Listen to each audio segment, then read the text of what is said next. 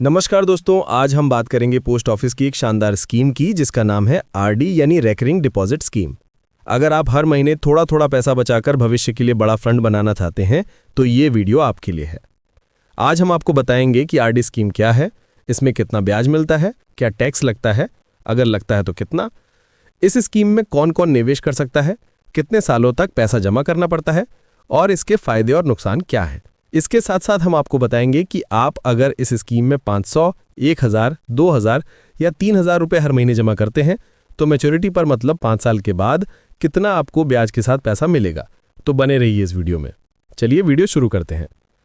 चलिए सबसे पहले जानते हैं कि पोस्ट ऑफिस की आरडी स्कीम क्या है। दोस्तों, आरडी यानी रेकरिंग डिपॉजिट एक ऐसी बचत योजना है जिसमें आप हर महीने एक निश्चित राशि जमा करते हैं।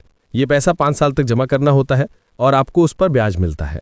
ये स्कीम खास तौर पर उन लोगों के लिए है जो छोटी छोटी बचत को जोड़कर एक बड़ा फंड बनाना चाहते हैं। अगर हम इस स्कीम के ब्याज की बात करें तो अभी 2025 में पोस्ट ऑफिस की आरडी स्कीम पर 6.7% सालाना ब्याज मिल रहा है।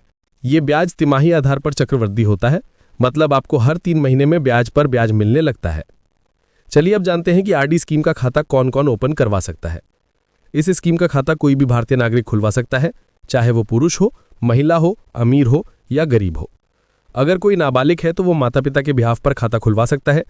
चाहे तो इस स्कीम में अकेले भी खाता खुलवा सकते हैं या आप 2 लोग मिलकर जॉइंट अकाउंट भी खुलवा सकते हैं। बस आपको आधार कार्ड, पैन कार्ड और एक पासपोर्ट साइज फोटो की जरूरत होगी। जब आपका पोस्ट ऑफिस की इस रेकरिंग डिपॉजिट स्कीम का खाता खुल जाता है तब इसमें आपको एक निश्चित अमाउंट हर महीने 5 साल तक मतलब 60 महीनों तक जमा करनी होती है। इस स्कीम में आप मिनिमम 100 रुपये प्रति माह जमा कर सकते हैं और अगर आपके पास ज्यादा पैसा है और उसे जमा करना चाहते हैं तो उसकी कोई लिमिट नहीं है, आप कितना भी पैसा जमा कर सकते हैं। दोस्तों, किसी किसी के मन में ये सवाल होता है कि क्या 5 साल पूरे होने के बाद भी हम इस स्कीम की अवधि को एक्सटेंड करा सकते हैं, तो इसका आंसर है यस। आप 5 साल की अवधि पूरी होने के बाद अपने आरडी खाते को आगे बढ़ा सकते हैं। इसके लिए आपको पोस्ट ऑफिस में आवेदन करना होगा। आप इसे अगले 5 साल के लिए और बढ़ा सकते हैं, लेकिन ये सुविधा केवल एक बार ही मिलती है। एक्सटेंड के दौरान आपको हर महीने वही राशि जमा करनी होगी जो पहले तय की गई थी और उस पर उस समय लागू ब्याज दर मिलेगी। अगर आप इसे आगे नहीं बढ़ाना चाहते तो अवधि पूरी होने पर आपका पैसा ब्याज सहित आपको वापस मिल जाता है। अगर आपने आरडी शुरू की और किसी कारणवश आपके पास किसी महीने जमा करने के लिए पैसे नहीं है तो क्या होगा? अगर आप निर्धारित तारीख तक किस्त जमा नहीं करते तो उस महीने की बकाया राशि पर 1% प्रति माह की दर से जुर्माना लगाया जाता है। उदाहरण के लिए, अगर आपकी मासिक किस्त 1000 रुपये है और आप इसे जमा नहीं करते तो 1000 का 1% होता है 10 रुपये, तो आपको 10 रुपये की पेनल्टी देनी होगी। अगले महीने की किस्त तभी जमा हो सकती है जब आप पिछले बकाया महीने की किस्त और उसकी पेनल्टी जमा कर दे। मतलब आपको पिछले महीने के 1000 प्लस पेनल्टी 10 रुपये ये जमा करने होंगे। इसके साथ इसी महीने के 1000 मतलब टोटल 2010 रुपये जमा करने होंगे। अगर आप लगातार 4 महीनों तक किस्त जमा नहीं करते तो आपका आरडी खाता स्वतः डिसकंटिन्यू हो सकता है। हालांकि इसे दोबारा चालू करने का मौका मिलता है, जिसके लिए आपको खाता बंद होने के 2 महीने के अंदर आवेदन देना होगा और बकाया किस्तों के साथ पेनल्टी जमा करनी होगी। अगर जमा नहीं किया तो 4 महीने बाद खाता बंद हो जाएगा। अब आप यहाँ पर कहेंगे कि खाता तो हमारा बंद हो गया, पर हमने जो पहले इसमें पैसे जमा किए थे उनका क्या होगा? तो यहाँ पर हम आपको बता दें कि आप 1 साल से पहले तो इस अकाउंट को बंद कर ही नहीं सकते।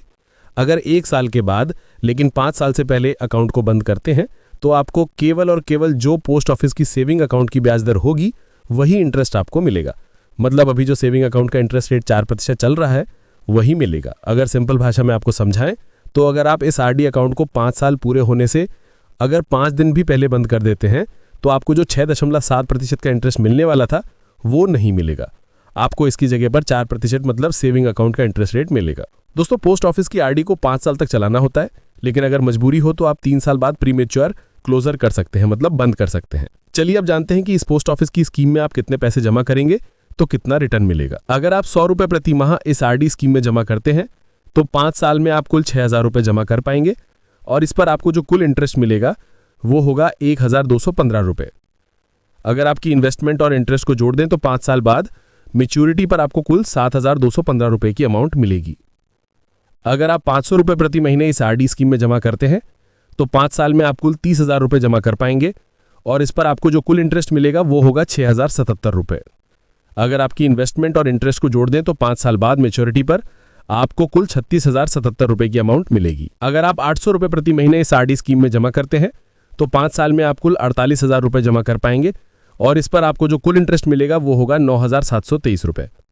अगर आपकी इन्वेस्टमेंट और इंटरेस्ट को जोड़ दें तो 5 साल बाद मैच्योरिटी पर आपको कुल 57,723 रुपये की अमाउंट मिलेगी। अगर आप 1,000 रुपये प्रति महीने इस आरडी स्कीम में जमा करते हैं तो 5 साल में आप कुल 60,000 रुपये जमा कर पाएंगे और इस पर आपको जो कुल इंटरेस्ट मिलेगा वो होगा 12,154 रुपये। अगर आपकी इन्वेस्टमेंट और इंटरेस्ट को जोड़ दें तो 5 साल बाद मैच्योरिटी पर आपको कुल 72,154 रुपये की अमाउंट मिलेगी। अगर आप 1,200 रुपये प्रति महीने इस आरडी स्कीम में जमा करते हैं तो 5 साल में आप कुल 72,000 रुपये जमा कर पाएंगे और इस पर आपको जो कुल इंटरेस्ट मिलेगा वो होगा 14,585 रुपये। अगर आपकी इन्वेस्टमेंट और इंटरेस्ट को जोड़ दें तो 5 साल बाद मैच्योरिटी पर आपको कुल 86,585 रुपये की अमाउंट मिलेगी। अगर आप 500 रुपये प्रति महीने इस आरडी स्कीम में जमा करते हैं तो 5 साल में आप कुल 90,000 रुपये जमा कर पाएंगे और इस पर आपको जो कुल इंटरेस्ट मिलेगा वो होगा 18,231 रुपये। अगर आपकी इन्वेस्टमेंट और इंटरेस्ट को जोड़ दें तो 5 साल बाद मैच्योरिटी पर आपको कुल 1,08,231 रुपये की अमाउंट मिलेगी। अगर आप 2,000 रुपये प्रति महीने इस आरडी स्कीम में जमा करते हैं तो 5 साल में आप कुल 1,20,000 रुपये जमा कर पाएंगे और इस पर आपको जो कुल इंटरेस्ट मिलेगा वो होगा 24,308 रुपये।